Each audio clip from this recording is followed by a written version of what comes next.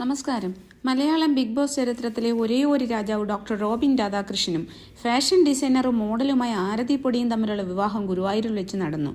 വളരെ ലളിതമായിരുന്നു ഗുരുവായൂർ ക്ഷേത്രത്തിലെ ചടങ്ങുകൾ.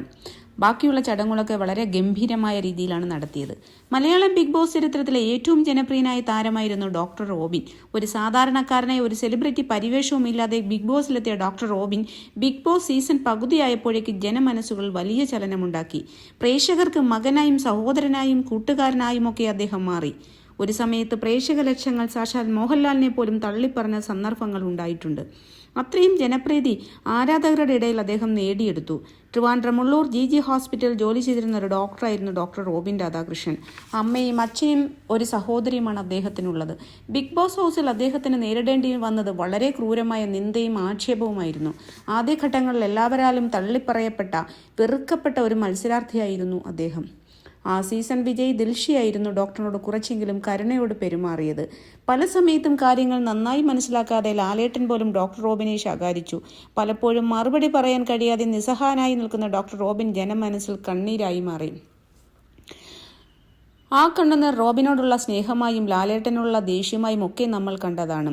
ജാസ്മിൻ LGBTQ കമ്മ്യൂണിറ്റിയിൽപ്പെട്ട ജാസ്മിൻ ആയിരുന്നു ഹൗസിനുള്ളിൽ റോബിന്റെ പ്രധാന എതിരാളി. ഹൗസിൽ നിന്നും റോബിനെ പുറത്താക്കാൻ 18 അടവും അവർ പ്രയോഗിച്ചു. പക്ഷേ റോബിൻ മൈൻഡ് ഗെയിമർ ആയിരുന്നു. ദിൽഷയുടെ അടുപ്പം കണ്ട് ജനങ്ങൾ പ്രേമമാണെന്ന് തെറ്റിദ്ധരിച്ച് മറ്റൊരു പേളിഷ് ഉണ്ടാകും എന്ന് സങ്കല്പിച്ച് ദിൽറോപ്പ് ഹാഷ്ടാഗ് ഇട്ട് ഫാൻ പേജുകൾ വരെ ജനങ്ങൾ തുടങ്ങി. ഒരു വേള ഡോക്ടറും ദിൽഷയുടെ യഥാർത്ഥ സ്നേഹമാണെന്ന് തെറ്റിദ്ധരിച്ചു പോയിട്ടുണ്ടാകാം. അത്രയ്ക്കായിരുന്നു ദിൽഷയുടെ ഹൗസിനുള്ളിൽ റോബിനോട് കാണിച്ച പെരുമാറ്റം. പ്രേക്ഷകർ ഒരിക്കലും റോബിനെ പുറത്താക്കില്ല എന്ന് മനസ്സിലാക്കിയ സംഘാടകർ ഹൗസിനുള്ളിലേക്ക് റിയാസ് സലീം എന്ന ഒരു കണ്ടസ്റ്റന്റിനെ വിട്ടു. റോബിനെ പുറത്താക്കുക എന്ന ഒറ്റ ലക്ഷ്യം മാത്രമായിരുന്നു അതിന് പിന്നിൽ. LGBTQ കമ്മ്യൂണിറ്റിയിൽപ്പെട്ട ആളായിരുന്നു റിയാസ് സലീം.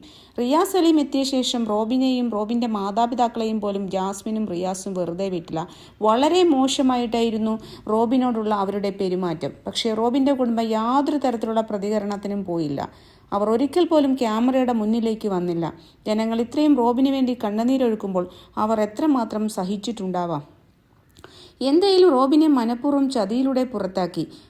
5 ദിവസത്തോളം ഒറ്റയ്ക്ക് റൂമിൽ അടച്ചു. അതിനുശേഷം ലാലേട്ടൻ വന്നപ്പോൾ സ്റ്റേജിൽ നിന്നും പുറത്താക്കി. സ്റ്റേജിൽ വെച്ച് തന്നെ പുറത്തേക്ക് പോകാൻ പറഞ്ഞു. പുറത്താക്കി. റിയാസിനെ തല്ലി എന്ന പേരിലായിരുന്നു അത്.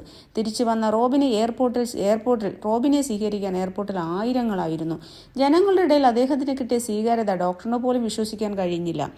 25-30 വർഷം കൊണ്ട് ഉണ്ടാക്കിയെടുക്കുന്ന സ്വീകാര്യത വെറും 70 ദിവസം കൊണ്ട് ഡോക്ടർ റോബിൻ നേടിയെടുത്തു. പുറത്തിറങ്ങിയ ഡോക്ടറിനെ ഇന്റർവ്യൂ ചെയ്യാൻ കട്ടൻ വിത്ത് ഇമ്മട്ടി എന്ന പ്രോഗ്രാമിലെ ഒരു ആങ്കറും എത്തി.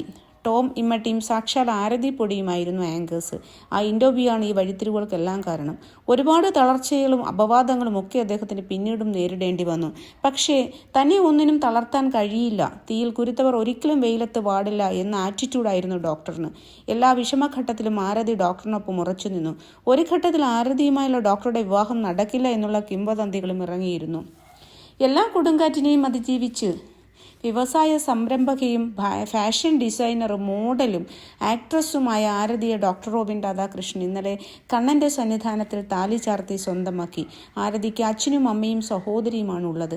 ചെറിയ പ്രായത്തിൽ തന്നെ സ്വന്തം ബിസിനസ്സിൽ സ്വന്തം പാഷൻ കണ്ടെത്തി വ്യക്തിമുദ്ര പതിപ്പിച്ച ആളാണ് ആരതി. പൊടീസ് എന്ന ഫാഷൻ ഡിസൈനിങ് സ്ഥാപനത്തിൻ്റെ ഉടമ കൂടിയാണ്. മംഗളകരമായ സന്തോഷം നിറഞ്ഞ ഒരു കുടുംബജീവിതം ഇരുവർക്കും ഉണ്ടാകട്ടെ എന്ന് സ്നേഹപൂർവ്വം ആശംസിച്ചുകൊണ്ട് നിർത്തുന്നു.